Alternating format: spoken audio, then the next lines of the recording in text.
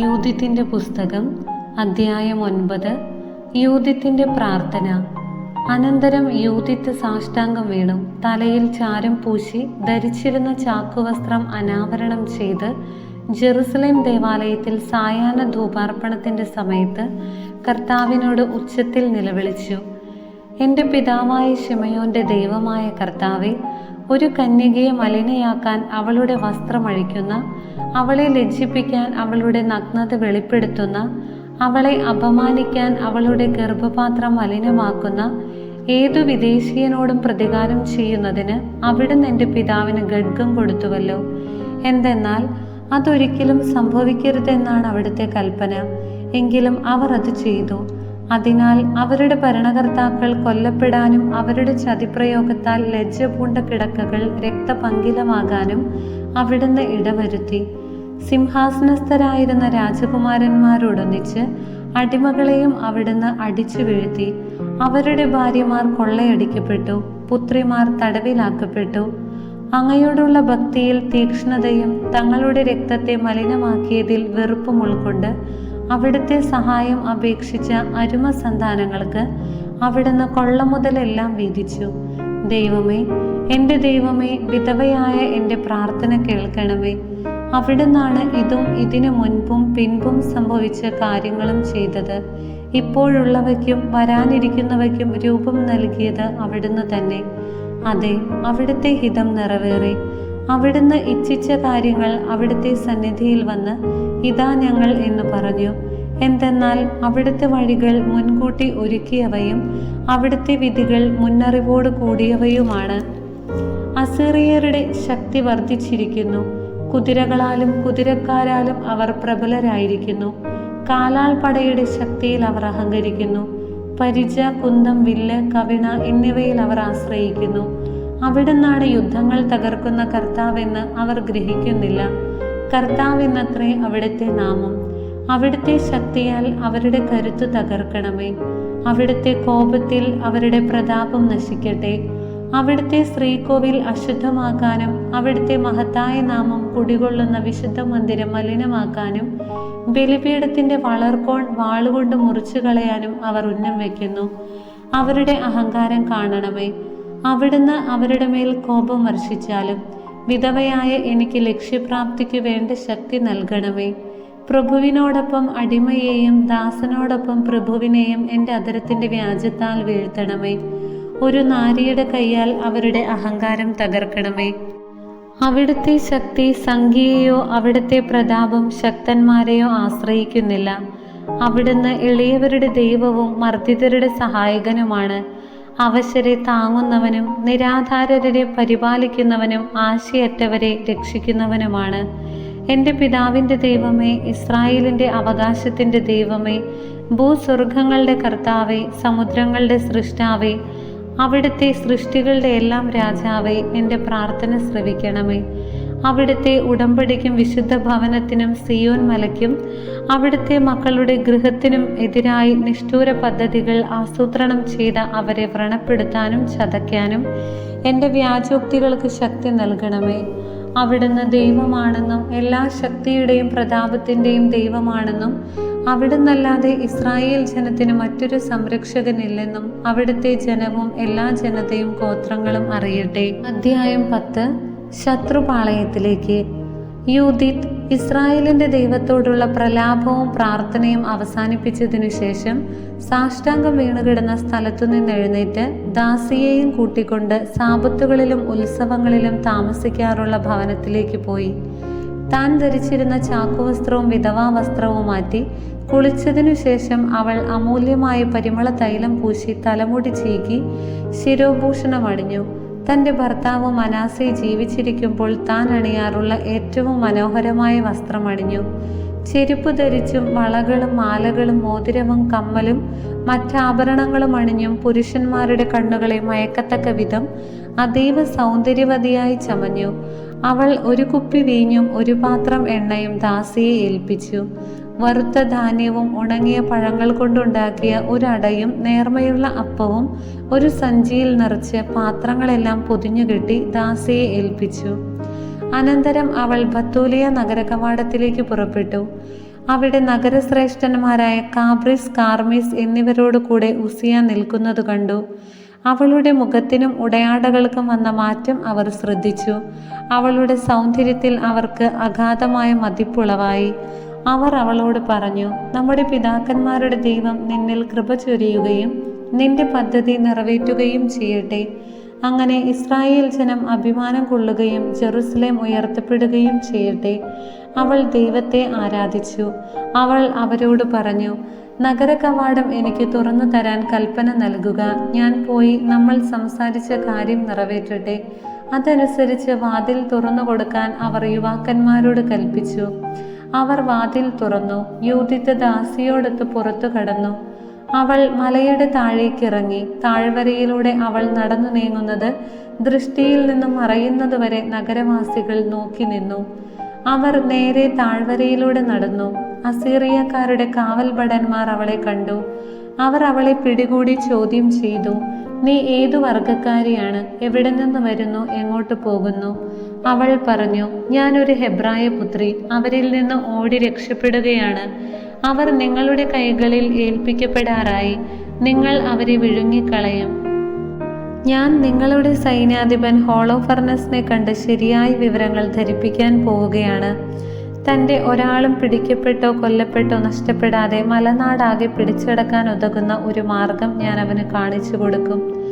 സൗന്ദര്യത്തിടമ്പായി തോന്നിയ അവളുടെ മുഖം ദർശിക്കുകയും വാക്കുകൾ ശ്രവിക്കുകയും ചെയ്തപ്പോൾ അവർ അവളോട് പറഞ്ഞു, ഞങ്ങളുടെ യജമാനന്റെ സമീപത്തേക്ക് ഓടിപ്പോന്നതുകൊണ്ട് നീ നിന്റെ ജീവൻ രക്ഷിച്ചു.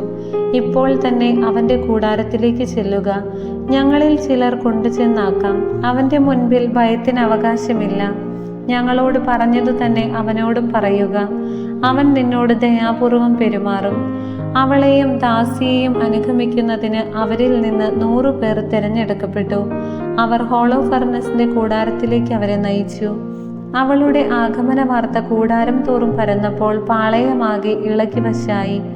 അവൾ ഹോളോഫർണസിന്റെ കൂടാരത്തിന് വെളിയിൽ കാത്തു നിൽക്കുമ്പോൾ അവർ ചുറ്റും കൂടി. അവർ ഹോളോഫർണസിനോട് അവളെ പറ്റി പറഞ്ഞു. അവളുടെ സൗന്ദര്യത്തിൽ മതിമറന്ന അവർ അവളെപ്പോലെയാണ് ഇസ്രായേലരെല്ലാം എന്ന് നിരൂപിച്ച് അവരെ പുകഴ്ത്തി. അവർ പരസ്പരം പറഞ്ഞു, ഇത്തരം സ്ത്രീകളുള്ള ഈ ജനതയെ ആരെങ്കിലും അവഹേളിക്കുമോ? നിശ്ചയമായും അവരിൽ ആരും ജീവനോടിരിക്കാൻ പാടില്ല. അവരെ സ്വതന്ത്രരായി വിട്ടാൽ അവർ ലോകം മുഴുവൻ കെണിയിൽപ്പെടുത്തും. ഹോളോഫർണസിന്റെ അനുചരന്മാരും സേവകന്മാരും പുറത്തു വന്ന് അവളെ കൂടാരത്തിനുള്ളിലേക്ക് കൂട്ടിക്കൊണ്ടുപോയി. ഹോളോഫർണസ് സ്വർണവും മരതകവും മറ്റു രത്നങ്ങളും കൊണ്ട് അലങ്കരിച്ച ചെമന്ന മേൽക്കട്ടിയുടെ കീഴിൽ കിടക്കയിൽ വിശ്രമിക്കുകയായിരുന്നു. അവളെപ്പറ്റി പറഞ്ഞതു കേട്ട് അവൻ എഴുന്നേറ്റ് വെള്ളി വിളക്കുകളുടെ അകമ്പടിയോടുകൂടെ കൂടാരവാതിൽക്കലെത്തി. തങ്ങളുടെ മുൻപിലെത്തിയ യൂദിത്തിന്റെ മുഖസൗന്ദര്യം കണ്ട് ഹോളോഫർണസും സേവകന്മാരും അത്ഭുത പരതന്ത്രരായി.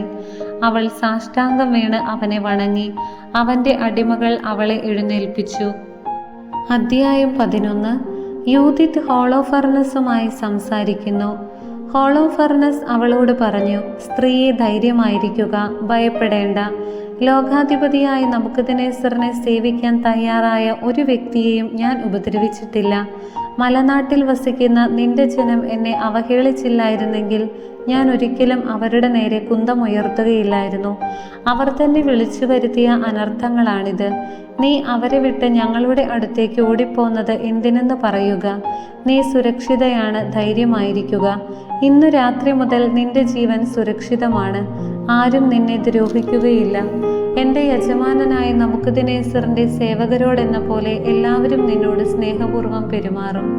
യൂദിത്ത് പറഞ്ഞു, അങ്ങയുടെ ദാസിയായ എൻ്റെ വാക്കുകൾ ശ്രവിച്ചാലും അങ്ങയുടെ സന്നിധിയിൽ സംസാരിക്കുന്നതിന് എന്നെ അനുവദിക്കുക. ഈ രാത്രിയിൽ എൻ്റെ യജമാനനോട് ഞാനൊരു അസത്യവും പറയുകയില്ല. മാത്രമല്ല, ഈ ദാസി പറയുന്നതനുസരിച്ച് പ്രവർത്തിച്ചാൽ ദൈവം അങ്ങ് മുഖാന്തരം പലതും നിർവഹിക്കും. അങ്ങയുടെ ഉദ്യമങ്ങൾ വിഫലമാവുകയില്ല. സർവ്വലോകത്തിൻ്റെയും രാജാവായ നബൂഖദ്നേസർ വാഴുന്നു. അവൻ്റെ അധികാരവും നിലനിൽക്കുന്നു. അവനാണല്ലോ സർവ്വ സൃഷ്ടികളെയും നയിക്കുന്നതിന് നിന്നെ നിയോഗിച്ചിട്ടുള്ളത്. നീ മൂലം മനുഷ്യർ അവനെ സേവിക്കുന്നു. മാത്രമല്ല, വയലിലെ മൃഗങ്ങളും കന്നുകാലികളും ആകാശത്തിലെ പറവകളും ജീവിക്കുന്നത് നബൂഖദ്നേസറിനോടും അവൻ്റെ ഭവനത്തോടും വിധേയത്വം പുലർത്തുന്ന നിന്റെ ശക്തിയാലത്രേ. നിന്റെ ജ്ഞാനത്തെയും സാമർത്ഥ്യത്തെയും കുറിച്ച് ഞങ്ങൾ കേട്ടിരിക്കുന്നു. എല്ലാ വിവരവും അറിയുന്നവനും വലിയ യുദ്ധതന്ത്രജ്ഞനുമായി ഈ രാജ്യത്ത് ഒരു നല്ല മനുഷ്യനുള്ളത് നീ മാത്രമാണെന്ന വിവരം ലോകം മുഴുവൻ അറിഞ്ഞു കഴിഞ്ഞു. നിന്റെ സദസ്സിൽ ആഖിയോർ പറഞ്ഞ കാര്യങ്ങൾ ഞങ്ങൾ അറിഞ്ഞു. ബത്തൂലിയക്കാർ അവനെ ഉപദ്രവിക്കാഞ്ഞതിനാൽ നിന്നോട് പറഞ്ഞതെല്ലാം അവൻ അവരോടും പറഞ്ഞു. അതിനാൽ എൻ്റെ യജമാനനും നാഥനുമായ നീ അവൻ പറഞ്ഞത് അവഗണിക്കുകയോ വിസ്മരിക്കുകയോ അരുത്. അത് സത്യമാണ്. തങ്ങളുടെ ദൈവത്തിനെതിരായി പാപം ചെയ്താലല്ലാതെ ഞങ്ങളുടെ ജനത്തെ ശിക്ഷിക്കാനോ വാളിനിരയാക്കാനോ ആർക്കും സാധിക്കുകയില്ല. എൻ്റെ യജമാനൻ പരാജയപ്പെടുകയോ അവൻ്റെ ലക്ഷ്യങ്ങൾ വിഫലമാവുകയോ ഇല്ല. കാരണം മരണം അവരുടെ മേൽ വീഴും. തെറ്റു ചെയ്യുമ്പോൾ സംഭവിക്കുന്നത് പോലെ ദൈവം കോപിക്കത്തക്ക വിധം അവർ പാപം ചെയ്തിരിക്കുന്നു. അവർ ശേഖരിച്ച ഭക്ഷണ സാധനങ്ങൾ തീർന്നു, വെള്ളവും തീരാറായി. നാൽക്കാലികളെ കൊല്ലാൻ അവർ ആലോചിക്കുന്നു. ദൈവം തൻ്റെ നിയമത്താൽ വിലക്കിയ ഭക്ഷണം കഴിക്കാനും അവർ ഉറച്ചിരിക്കുന്നു. ജെറുസലേമിൽ തങ്ങളുടെ ദൈവത്തിൻ്റെ സന്നിധിയിൽ ശുശ്രൂഷ ചെയ്യുന്ന പുരോഹിതന്മാർക്കായി സമർപ്പിക്കപ്പെട്ട ധാന്യത്തിൻ്റെ ആദ്യഫലവും വീഞ്ഞിൻ്റെയും എണ്ണയുടെയും ദശാംശവും ഭക്ഷിക്കാൻ അവർ തീരുമാനിച്ചിരിക്കുന്നു. ജനത്തിൽ ആരെങ്കിലും അത് കൈകൊണ്ട് തൊടുന്നത് പോലും നിയമവിരുദ്ധമാണ്. ജെറുസലേം നിവാസികൾ പോലും ഇങ്ങനെ ചെയ്യുന്നതിനാൽ ആലോചനാ സംഘത്തിൽ നിന്നുള്ള അനുവാദത്തിന് അവർ അങ്ങോട്ട് ആളയച്ചിരിക്കുന്നു. അനുവാദം ലഭിച്ച് അങ്ങനെ പ്രവർത്തിക്കുന്ന ദിവസം തന്നെ അവിടുന്ന് അവരെ നശിപ്പിക്കാൻ നിന്റെ കയ്യിൽ ഏൽപ്പിക്കും. അതിനാൽ നിന്റെ ഈ ദാസി വിവരങ്ങൾ അറിഞ്ഞപ്പോൾ അവരുടെ ഇടയിൽ നിന്ന് ഓടിപ്പോന്നതാണ്. ലോകത്തെ മുഴുവൻ കേൾക്കുന്നവരെയെല്ലാം ആശ്ചര്യപ്പെടുത്തുന്ന കാര്യങ്ങൾ നിന്നോടൊത്ത് നിർവഹിക്കാൻ ദൈവം എന്നെ അയച്ചിരിക്കുന്നു. ഈ ദാസി സ്വർഗത്തിലെ ദൈവത്തെ രാപ്പകൽ സേവിക്കുന്ന ഭക്തയാണ്. നാഥ, ഞാൻ നിന്നോടൊത്ത് വസിക്കും. ഓരോ രാത്രിയും നിന്റെ ദാസി താഴ്വരയിലേക്ക് പോയി ദൈവത്തോട് പ്രാർത്ഥിക്കും. അവർ പാപം ചെയ്യുമ്പോൾ ദൈവം അത് എന്നോട് പറയും. ഞാൻ വന്ന് നിന്നെ അറിയിക്കും. അപ്പോൾ നിനക്ക് സൈന്യസമേതം പുറപ്പെടാം. ആർക്കും ചെറുക്കാൻ കഴിയുകയില്ല. ഞാൻ നിന്നെ യൂദയായുടെ നടുവിലൂടെ ജെറുസലേമിലേക്ക് നയിക്കും. അതിൻ്റെ മധ്യത്തിൽ നിന്റെ സിംഹാസനം ഞാൻ സ്ഥാപിക്കും. നീ അവരെ ഇടയനില്ലാത്ത ആടുകളെ പോലെ നയിക്കും. നിനക്കെതിരെ കുരയ്ക്കാൻ പട്ടി പോലും വാ തുറക്കുകയില്ല. ദീർഘദർശന ശക്തിയാൽ എനിക്കിതെല്ലാം അറിയാൻ കഴിഞ്ഞു. ഇതെനിക്ക് വെളിപ്പെടുത്തിയിരിക്കുന്നു. നിന്നോട് പറയാൻ ഇതാ ഞാൻ അയക്കപ്പെട്ടിരിക്കുന്നു. ഹോളോഫർണസും സേവകന്മാരും അവളുടെ വാക്കുകളിൽ പ്രീതി പൂണ്ടു. അവളുടെ ജ്ഞാനത്തിൽ ആശ്ചര്യം കൊള്ളുകയും ചെയ്തു. അവർ പറഞ്ഞു, ലോകത്തിൻ്റെ ഒരറ്റം മുതൽ മറ്റേ അറ്റം വരെ അന്വേഷിച്ചാലും സൗന്ദര്യത്തിലും ജ്ഞാനത്തോടെ സംസാരിക്കാനുള്ള ചാതുര്യത്തിലും ഇതുപോലെ ശ്രേഷ്ഠയായ ഒരുവളെ കണ്ടെത്തുകയില്ല. ഹോളോഫർണസ് അവളോട് പറഞ്ഞു, ഞങ്ങളുടെ കരങ്ങൾക്ക് ശക്തി നൽകാനും എൻ്റെ യജമാനനെ അവഹേളിക്കുന്നവർക്ക് നാശം വരുത്താനും നിന്നെ നിന്റെ ജനത്തിൽ നിന്ന് ഞങ്ങളുടെ അടുത്തേക്ക് അയച്ച ദൈവത്തിൻ്റെ പ്രവൃത്തി ഉത്തമം തന്നെ. നീ കാഴ്ചയിൽ സുന്ദരിയാണെന്ന് മാത്രമല്ല ഭാഷണ ചാതുര്യം ഉള്ളവളുമാണ്. നീ പറഞ്ഞതുപോലെ പ്രവർത്തിക്കുന്ന പക്ഷം നിന്റെ ദൈവം എൻ്റെ ദൈവമായിരിക്കും. നീ നബൂഖദ്നേസറിൻ്റെ കൊട്ടാരത്തിൽ വസിക്കുകയും ലോക പ്രശസ്തയാവുകയും ചെയ്യും. ദൈവമായ കർത്താവിന് സ്തുതി.